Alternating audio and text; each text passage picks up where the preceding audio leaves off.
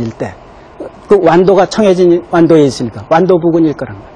그래서 그 이후에 고려 청자가 강진에서 터를 잡고 거기서 우리나라 제일 최고급의 청자를 만들어내는 것도 바로 그 청해진 부근이기 때문에 청해진 부근에서 청자를 만들어내기에 가장 적합한 지역을 고르니까 강진만이었을 거란 말이에요. 그런데 후백제 지역으로 이제 중국에서 들어오려면 백길로 들어오려면 부안반도로 들어옵니다. 부안반도로 들어와가지고 희안현이라는 게 지금 그 부안군, 보안면이 여기에 또 부안 요지가 있어요. 부안에 청자 요지가 있게 되는데 그것도 중국으로부터 오는 백길이 그쪽으로 들어오면 그리 들어오니까 거기서 이 청자가 발전할 수밖에 우리나라의 양대 최고급 청자를 생산한 요지가 가마터가 지금 강진하고 부안에 존재하는 이유가 거기 있다고 저는 생각을 해요. 어쨌든지 이래서 청자라는 것도 결국은 선종미술이다 하는 사실을 여러분들이 아셔야 돼요. 그러니까 선종미술로서 그렇지만은 이제 지금 청자를 뒤에 얘기하는 거는 이건 선종의 생활미술이고 불상이든지 철불이든지 부도탑이든지 부도탑비 같은 거는 신앙의 대상이고 하니까 그쪽을 먼저 얘기한 거예요. 그렇지만은 이 청자라는 것도 선종미술이다 하는 사실을 여러분들이 분명히 아셔야 돼요. 그래가지고 그런 도공들이 와서 이제 우리 도공들 이제 기술 전수를 하고 뭐 이제 그랬을 텐데 우리한테 처음 전해주던 당시에 이 청자가 중국의 청자가 이런 거였다. 중국에서 874년에 만들어진 청자예요. 이게 중국에서 출토된 거예요.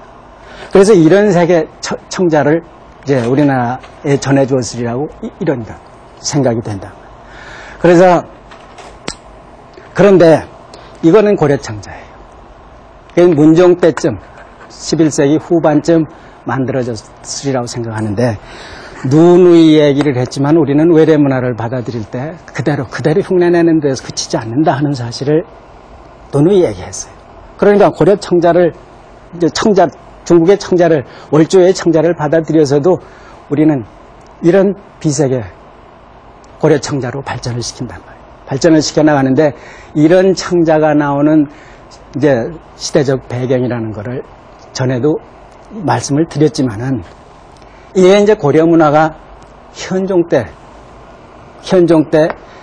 이 1020년에 거란이 고려를 침략하다 못 견디고 1019년에 이제 구주성에서 강감천 장군한테 대패를 해가지고 10만 군사가 들어왔다가 몇천 년밖에 못 살아간다는 얘기 그 전에 했어요. 이렇게 되니까 거란이 이젠 고려를 무력으로는 제압할 수가 없구나 생각을 하고 1020년에 사신을 보내가지고 화평을 청해요. 그러니까 고려가 화평을 청하는데 응하지 않을 리 없죠. 그래서 그때 화평조약을 맺어가지고 그 이후에 몽고가 1231년에 쳐들어올 때까지 한 210여 년간이 외침을 받지 않습니다. 고려가 외침을 받지 않아요. 이러니까 외침을 받지 않는 그동안에 그러면서 중국은 이제 나눠져가지고 소음과 요가 나눠지고 나중에 금나라가 일어나고 그래서 자기들끼리 이제 견제를 하니까 고려는 외침은 전혀 걱정을 하지 않고 문화 발전에만 매진을 하면 됐단 말이에요.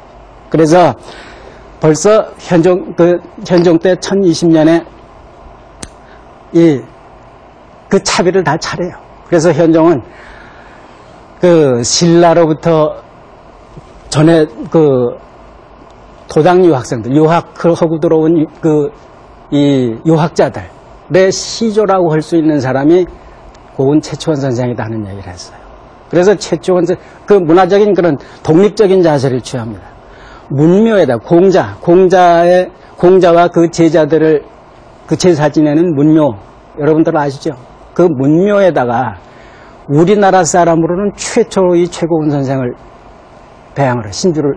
신의를 모시는 거예요. 그래서 중국 유학자들과 같이 제사를 지내기 시작한다. 이게 1020년입니다.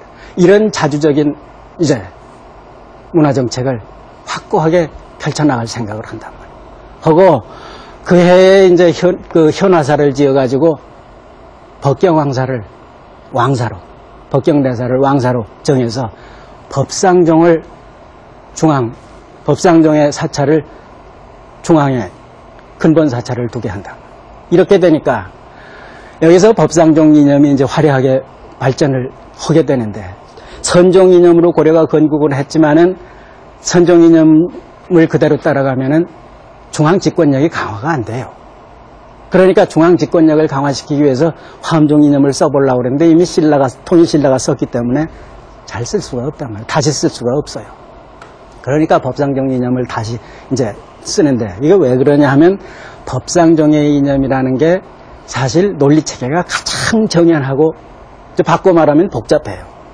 그런데 문사들이 길러지는, 과거 제도를 통해서 문사들이 많이 길러지니까 이 문사들은 단순 논리를 싫어하죠. 논리체계가 화려하고 복잡한 걸 좋아한다. 그러니까 그런 사회 변화에 따라서 법상종 이념으로 이제 끌고 가려고 그래서 법상종 이념을 바탕으로 해서 피어나는 미술 양식은 화려하다 하는 얘기를 했어요. 그러니까 문사들이 독립적인 우리 고려 고유의 그 독자적인 문화를 펼쳐나가고 싶고, 또 문사들이 가지는 그런 이 아주 고상한 취미를 충족하고 시키고 싶고, 그런 상황 속에서 이런 고려 청자를 비취색나는 빛의 빛이 옷과 같은 고려 청자의 빛을 이제 기형도 그렇고 이렇게 그런 모양도 이게 완전히 참외 모양이죠. 그래서 참외 모양으로 해놓고 우리 그 미감이라는 건 자연에서 모든 아름다움을 자연의 아름다움에서 취해오려고 그런 게 우리 미감의 그 고유한 그 독특성이다 하는 얘기를 그전에도 했어요. 그래서 이런 기형도 자연에서부터 취하고, 이런 빛주색이라는 거 여러분들 저 빛이 어디 있더라 하고 한번